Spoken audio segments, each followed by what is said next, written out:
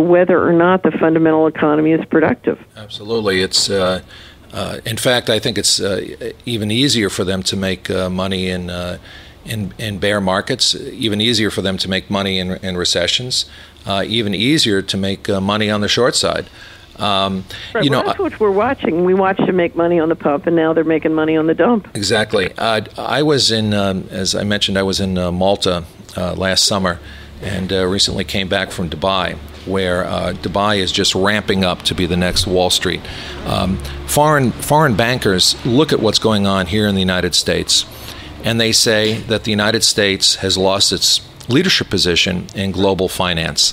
That we're losing the faith and confidence of the world, and other banking centers like Dubai, which is very interesting because that's part of the developing world. So we're not talking about Hong Kong or London, which are usually considered to be the alternatives to Wall Street, but places like Dubai want to step up, and they want to assert themselves as something more credible than Wall Street at this time. Would you agree with that assessment? I agree totally. In 1997, I made a presentation to a group of wonderful pension fund leaders and about my vision, the Solari model of how to turn things around and revitalize small business and communities and infrastructure. And the president of CalPERS, which is the largest pension fund in the country, looked at me and he said, "You don't understand. It's too late. They've given up on the country. They're moving all the money out starting in the fall." And that's when the pump and dump of the telecom and dot-com started, and the $4 trillion started going missing from the federal government. And we literally, my back of the envelope, John, is we moved about $10 trillion out of the country. Now, what was very interesting is I was working with a group of sort of high-priced Washington attorneys right after 9/11, and what they made clear to me is, a whistle has been blown. They were all going to Dubai. Andrew Cuomo had real estate deals in Dubai. Everybody was getting, the whole creme de la creme of sort of the Washington elite was getting hired to go to Dubai, and everybody understood was, the United States was over, and this was the new big deal. Yeah. Merrill Lynch just tripled their budget for their Dubai operations. Right. They have a spanking new building. They've raided Goldman Sachs, and they have a number of ex-Bear Stearns and heavyweights there. I'm very impressed with the Merrill Lynch operation in Dubai, and in fact would hope to co-venture my Islamic bond fund with them.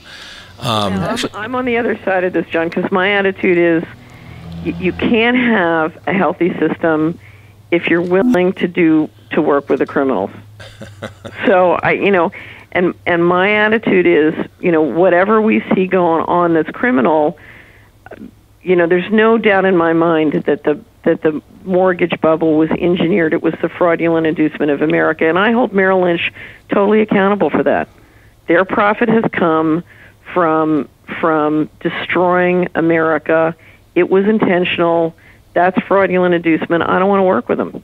So, Catherine, this is Jay. A question that John and I have kind of kicked around is how much of this is kind of the MO of a trader or a financial institution versus how much of it is kind of this backroom deal and corruption with the government? Well, you can't engineer a major debt bubble without active, proactive government policy. So, for example, we watched throughout the last 10 years federal enforcement to be used to promote predatory lending. So, for example, enforcement was used to stop Eliot Spitzer as Attorney General from trying to enforce against predatory lending. Enforcement was used proactively to destroy place-based financial data disclosure through the Internet, which would have been one of the most effective tools at promoting an alternative and stopping predatory lending. So we've seen the federal government actively, I watched Andrew Cuomo and HUD work hard to push out the honest people and then re-engineer the bureaucracy to promote this kind of activity. So it took a great deal of hard work by government at Treasury, at HUD, at the Department of Justice, at the White House to engineer this bubble. It takes hard work. It's not simple.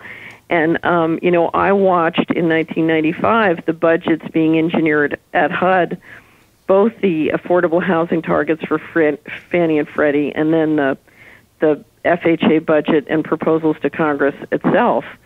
And I said to one of the high-level officials, I said, look, you're planning on originating more mortgages in these communities than there are people in houses. And they looked at me and said, shut up, this is none of your business. Now, that had to go through OMB, it had to go through the appropriators, it had to go through HUD and the HUD secretary. Treasury could have easily had a comment because HUD is essentially run, behind the scenes by the New York Fed, banks, Treasury, and Department of Justice. And so you're talking about a lot of hard work and engineering to get this to the point where it could happen. So we're not talking about anything that was a group of hedge fund operators who just decided to run away with things. We're talking about significant work, for many years during the Clinton administration to make this happen. I just want to give a quick shout out to our listeners. This is The Truth About Money with John Sakowicz and Jay Johnson. If you want to send in comments, send them to email at dj@kzyx.org. We're currently on the line with Catherine Fitz. And give us your questions and we'll try and answer them. Thanks. We have our first question, actually our first couple of questions, but before I go there, I want to come back to my Islamic bond fund. I think it's an honorable idea, Catherine, because I hope to be using Islamic bonds, sukuk bonds, to refinance some of this third world debt that's owed to the IMF and the World Bank that's just absolutely crushing emerging nations. It's the kind of thing that Bono of U2 is talking about, as you know. If you wouldn't co-venture with an institution like Merrill Lynch, and assuming I don't have the tens of $billions to do the underwriting for myself, who would you do it with? Well, that's a good question, and I'd have to research because I don't know. I'd need to know more about what operationally and technically you need, and then in terms of capacity, and then I'd have to research who fits that bill. So, I do think that there are folks who would be better. I mean, anybody who's if you take a look at the financial frauds, whether it's the missing money, Enron, the manipulation of the gold market, the mortgage crisis, what I try and do is pick somebody who didn't have a black mark against every one of those things.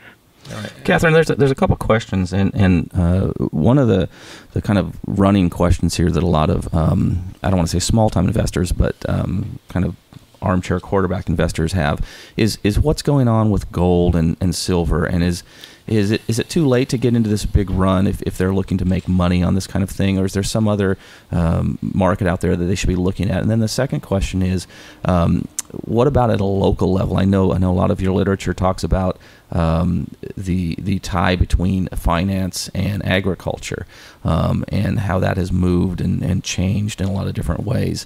Is there any advice for the local person as far as investments, or local people as far as agriculture vis-a-vis finance? I think one of the best investment areas of the decade is going to be, and I was raised a Philadelphia Quaker, so there's nothing new in what I'm going to say. And that is anything you can do to reduce your overhead and ensure the quality of your essential services, the better. And so the way to look at local investment is what can you do to sort of stockpile and increase provision for yourself